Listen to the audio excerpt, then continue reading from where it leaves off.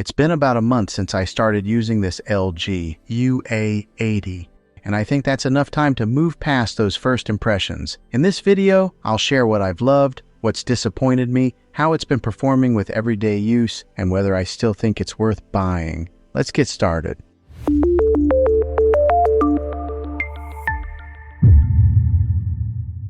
Well, hey guys, Juan here. Thanks for stopping by my channel and checking out this video. So if you're watching this, I imagine you're in the market to buy this TV here, or maybe you're you have purchased it and you're looking to get some of the specifics on it. Well, after owning this thing for one whole month, I'm going to give you my review on this and give you the ins and outs of it, and if I think that this has been a pretty good TV after using it for a month, because I think that usually takes about that much time to really use a product to tell if it's going to be good or not. So let's go ahead and dive into some of the review portion of this. And then toward the end of the video, I'll give you my final analysis on if it's worth it after using it for a month. All right, so first off, it does have that UHD quality that's on the screen here. Right now, I just got like a picture that came on the display here, which is a really cool picture, by the way. But it does have the ultra high definition. And if you're gonna buy a TV, make sure you get one that is a UHD TV. I think a lot of the TVs that are coming out nowadays, that's kind of a standard, but make sure that you're looking for that specific name set, UHD TV. I think just because you're a future-proof yourself if you do buy a TV like that. It does have that 4K quality, that quantum 4K processor core that's inside this thing, which makes it really good whenever you are switching from maybe an app to opening up an app.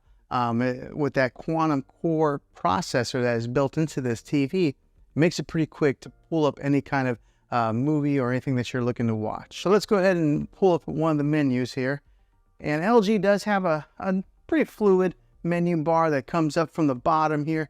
And when you first get this TV, it does come pre-installed with all your major apps that you probably use. So it does come with Netflix, your Prime Video, Disney, Hulu, Sling, YouTube, Apple TV. Those are already preloaded in there. Now, when I say preloaded, they're on there, but you do have to download each one, but you download it one time.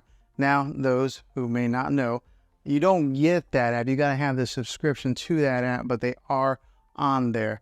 But say you don't have a subscription to any of these apps on here, the good thing about LG is they do have some free content that they offer. So over here, if you can see, there is a one that says CH free, and on that, it's kind of like their channel that has like almost kind of like open air TV. Okay, so if you look over here on the menu some more, there's one that's called Peacock. That's like their latest and greatest app that just came to the LG App Store, and it's got a slew of free content on there as well.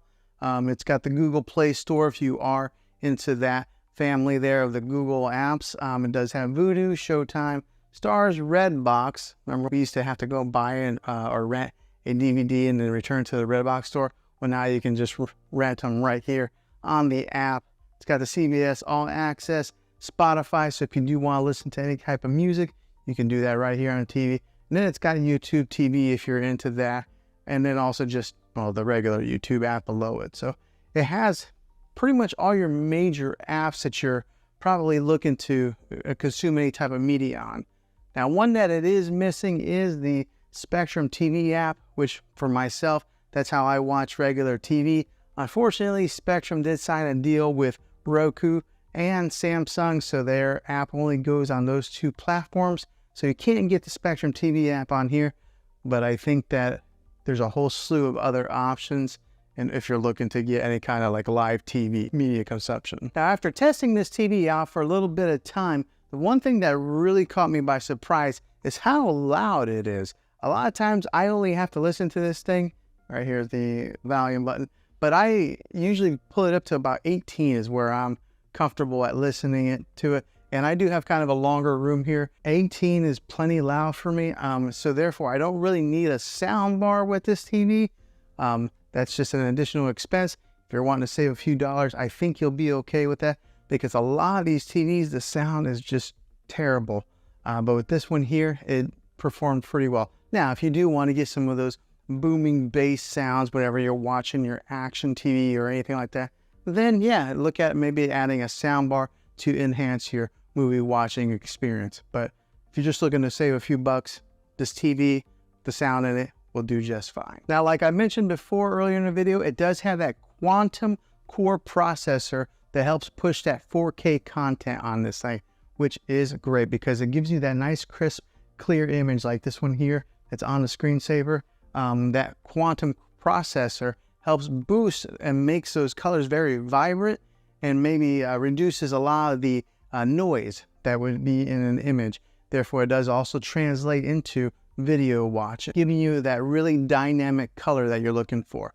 Also, with that quantum processor core, it upscales the 4K movie watching experience whenever you are watching any type of movies or TV shows that are broadcast in that 4K quality. And with that powerful processor that is built in there, if you are a gamer, it gives you that low input lag. So whenever you're playing any type of games that have first-person shooter games or anything that's like maybe driving or maybe sports games where the ball's flying through the air, because of that processor, you're going to get better clarity and it's going to be able to interchange with the motion of those games, giving you a very pleasant gaming experience. Now, another good thing with this TV is the thin bezel that is all the way around, making it really nice for your decor, because a lot of your TVs that are coming out nowadays, they try to go as thin as they can on those bezels.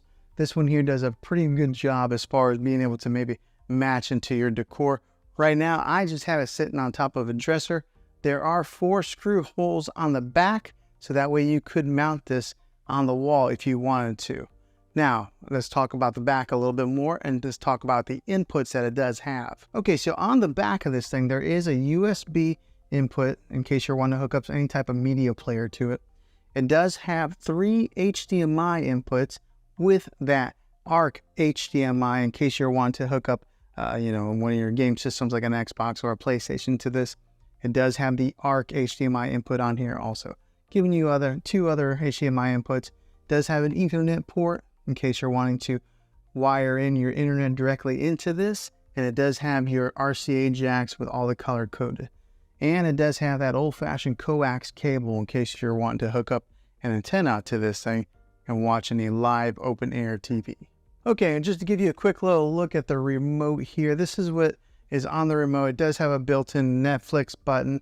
It's got a built-in Prime Video button, and then there's a movies button right here, so that way you can customize it. But it's got all your major settings buttons and everything that you would normally need. And the thing I like about it does have that push button feel versus having maybe a touchscreen, kind of like an Apple TV remote. So yeah, this is what the LG remote looks like. And if you are somebody who watches a lot of sports, it does have a 120 hertz refresh rate to help with that sports watching experience. So for example, whenever you're watching like soccer and they kick the ball up in the air, and sometimes you would see like a blur on some of those cheaper TVs. With this one here, because of that refresh rate, it's nice, crisp, and clear as it's going through the air. So if you're into sports watching, this would be a good TV for you. And on the smart end, it works for all your major smart devices. So it works with your Google Assistant, your Amazon Alexa, and Apple HomeKit. I ended up setting off my Alexa device anyway. So it does work really well with all your smart companies. The good one is Apple AirPlay is built into this. If you are an iPhone user, you're able to mirror your iPhone to this TV. And I did make a video on that, and I can put that in the description down below if you're interested in doing something like that. Now, I did talk about the audio earlier in the video, but this one does have a 2.0 channel when it comes to the audio, boosting about 20 watts of power.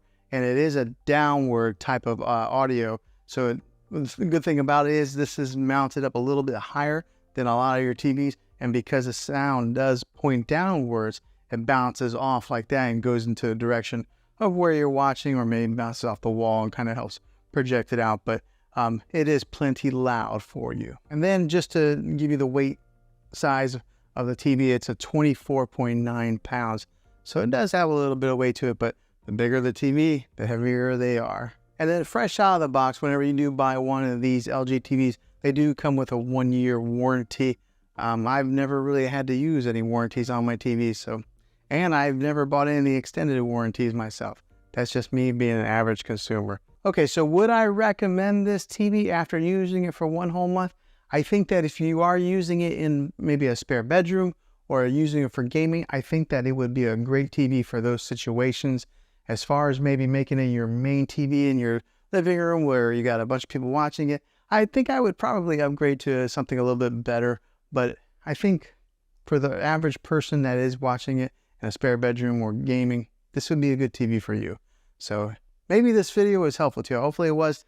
If you are looking to buy this thing, I'll have a link in the description down below. If this video was helpful, go ahead and click a thumbs up on it. Go ahead and subscribe to my channel. I make tech videos all the time, and I'd love to have you back in the next one. Take care.